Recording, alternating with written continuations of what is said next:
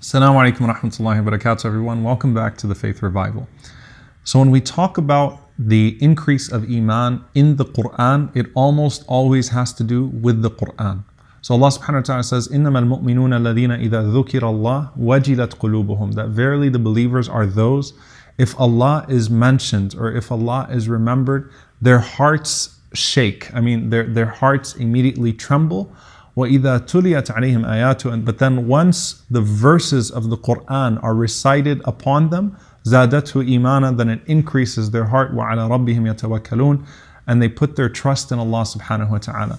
So Allah mentions that remember that catalyst, the initial moment of the remembrance of Allah, the heart trembles. But then the Quran settles it and it grows the Iman in the heart. It grows that faith in the heart. Almost every single time Allah mentions ziyadatul iman, the increase of faith, it comes through reciting the Quran with contemplation and reflection and remembrance. There is nothing that can foster faith in the Quran or foster faith in Allah subhanahu wa ta'ala. There is nothing that can foster faith in Allah subhanahu wa ta'ala like a meaningful connection to the Quran. When you read the Quran as if it's been revealed to your own heart, as it was revealed to the heart of the Prophet ﷺ, and you allow it to grow Iman inside of you. The Prophet ﷺ says, إِنَّ الَّذِي لَيْسَ فِي جَوْفِهِ شَيْءٌ مِنَ الْقُرْآنِ كَالْبَيْتِ الْخَرِبِ. That the one who has no Quran in his heart is like a destroyed house inside. You know, if you think of a Bayt al-Kharib, it's ruins. It's not even nothingness. It's ruins that are inside your chest, inside your heart. So the Quran increases Iman in the heart, whereas not having Quran, the inside is nothing but ruins. There is nothing to stabilize it so that a person can grow in their relationship to Allah subhanahu wa ta'ala. And this is something very profound. How does the Quran really guard your Iman? Imam Hassan al-Basri rahimahullah, someone once said to him, فُلان يحفظ القرآن, that so-and-so memorizes the Quran. قال بل القرآن يحفظه. He said, rather the Quran protects him. Because hifth means to guard. It doesn't just mean to memorize. It means to guard. He said, rather it's the Quran that guards him, not he that guards the Quran.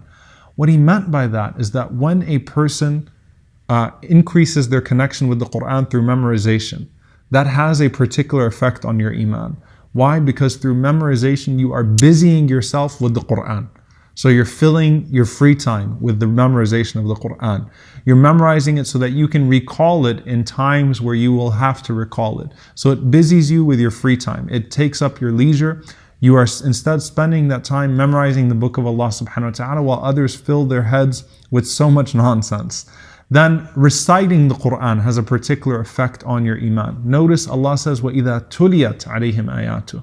When the verses are recited to that person, or when Allah subhanahu wa ta'ala mentions in Surah Maryam that the sign of the believers, the mark of the believers, إِذَا تُتْلَى عَلَيْهِمْ آيَاتُ الرَّحْمَنِ, when they hear the verses of the Most Merciful, they fall in prostration and humility and tears.